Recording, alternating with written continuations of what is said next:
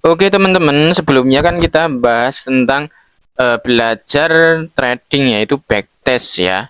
Nah, di sini saya memakai ilmu atau apa ya, teknik belajar dari sebuah konten yang bagus banget ini. Jadi saya kategorikan, saya rangkum lah ya. Ini saya aplikasikan di backtest, kemudian saya rangkum. Nah, itu ada 3 poin dalam belajar di video tersebut ya. Videonya itu saya spill dulu. Nah, ini ada di Rumah Editor. Channel Rumah Editor ini bagus banget. Ini judulnya belajar ada sainsnya. Nah, kalian lebih cerdas dari hari ini asalkan mengikuti cara ini. Nah, silakan kalian simak sendiri.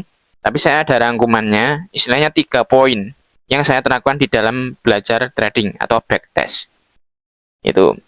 Ini sangat menarik karena ada 3 poin. Poin pertama adalah retrieval practice atau latihan latihan teori lah ya istilahnya. Ini saya kalau gambarkan dalam backtest, diaplikasikan di backtest adalah latihan backtest, yaitu backtest maraton kalau saya bilang.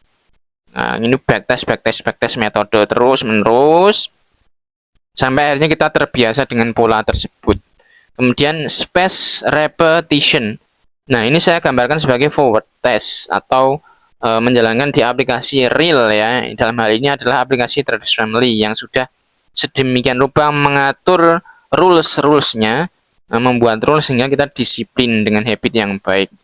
Kemudian evaluasi ya setiap hasil dari backtestnya tersebut, forward testnya tersebut, apakah sudah sesuai dengan backtestnya.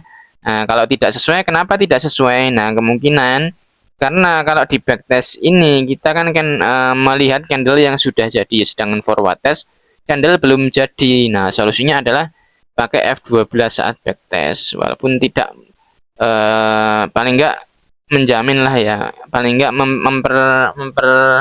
memperpresisi backtest kita supaya sama dengan real test atau forward test. Kemudian yang ketiga adalah interleaving atau kombinasi strategi. Kalau saya terapkan di backtest yaitu selang-seling.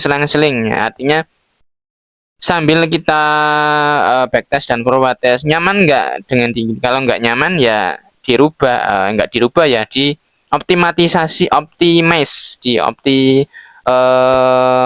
lah ya, mengoptimalkan metode kita supaya ya sesuai dengan apa yang kita mau. Misalkan dari yang tadinya loss 5 kali berturut-turut atau 10 kali berturut-turut, wah saya nggak nyaman, saya nyamannya 3 kali loss berturut-turut. Nah, kalian bisa mengubah SLTP ataupun apanya gitu ya, pokoknya mengoptimasi metode gitu ya, dengan catatan udah 5 tahun nih backtestnya dan udah kita forward test. Nah, itu kita akan mengoptimasi metode kita supaya maksimal gitu ya.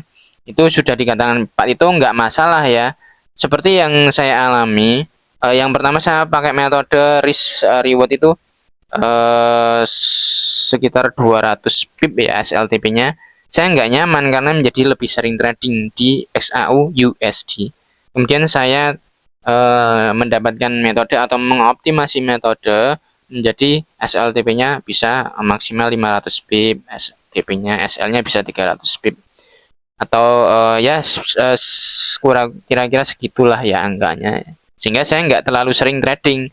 Artinya seminggu paling 3 kali trading maksimal lah. Itu menjadi golongannya apa? Swing ya kalau orang bilang. Nah, sebelumnya saat 200 pips SLTP saya bisa sehari trading 3 kali, 2-3 kali. Nah, itu kan capek dan menguras energi, yang menguras mental. Bagi yang udah pernah trading pasti tahu rasanya kalau sehari trading terlalu banyak gitu ya, apalagi real account dan modalnya mepet. Itu ya yang saya dapat dari belajar trading dengan saya mengaplikasikan ilmu apa ya, saya bilang ini dari channel Rumah Editor. Nah, belajar ada sense-nya. Itu efektif bener guys kalau kalian benar-benar memahami bagaimana cara belajar. Oke, gitu aja yang mau saya jelasin tentang itu. Next selanjutnya akan bahas tentang dopamin dalam trading. Oke.